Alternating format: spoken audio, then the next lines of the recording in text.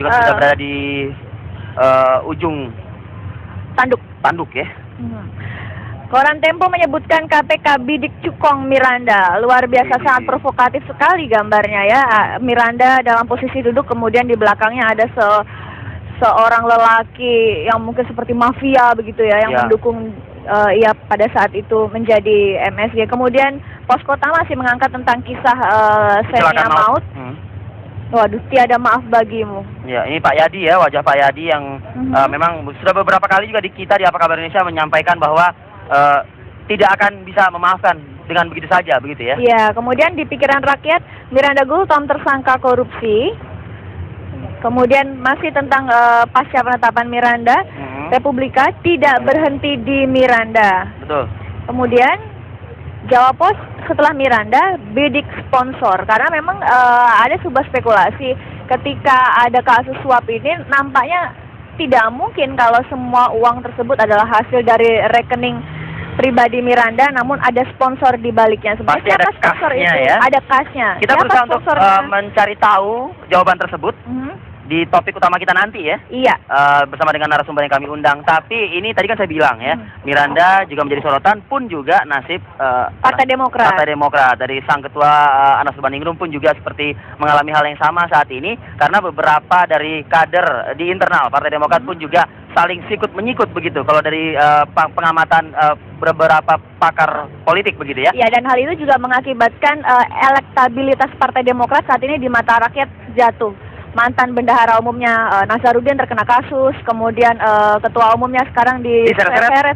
Kemudian ada nama beberapa fungsionaris Partai Golkar, maksudnya Partai Demokrat ya, ini Andi Malarangeng dan juga Mirwan Amir dan berbagai macam lainnya diseret. Itulah kenapa sekarang elektabilitas Partai Demokrat turun.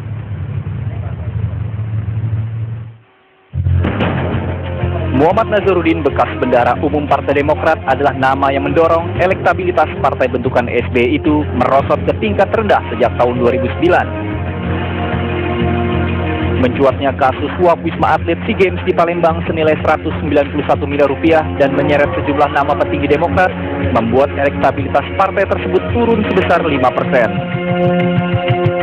Data lingkaran survei Indonesia menyebutkan elektabilitas Partai Demokrat pada awal Juni 2011 lalu hanya sebesar 15,5%.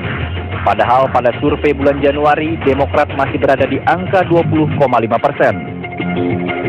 Dalam pemilu 2009 lalu, Partai Demokrat berhasil menjadi partai pemenang dengan mengantongi suara 20,85%.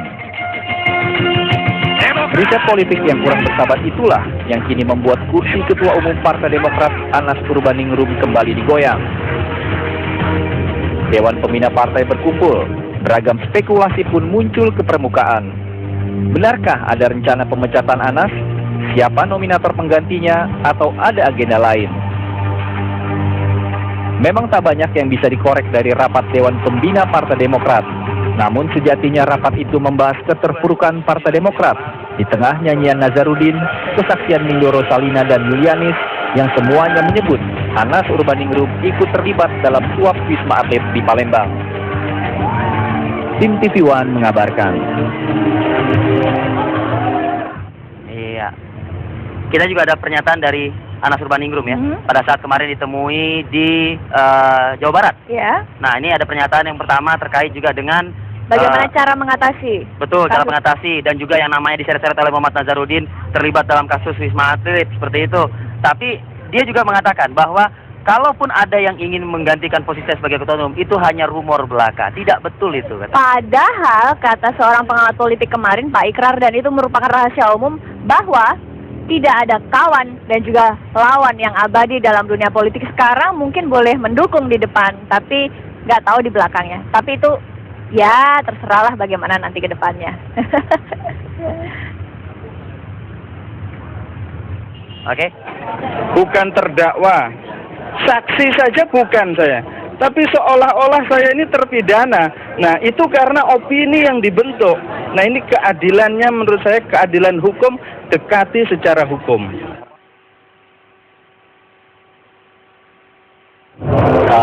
Terima lihat Dewan Kehormatan cenderung ada 10 orang yang kemudian bersuara keras, bahkan sudah menyiapkan calon pengganti Anda.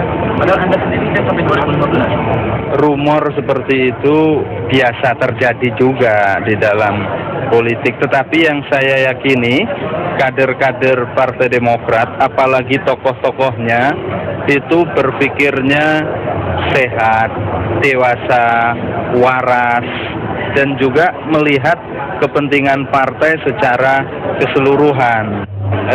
Kadang-kadang muncul keluar, tetapi yang muncul keluar dan ditangkap di luar itu sebetulnya di dalam tidak seseru yang dibayangkan di luar, ya. Di dalam biasa aja gitu. Ya, kayak anak senyum-senyum lah kira-kira.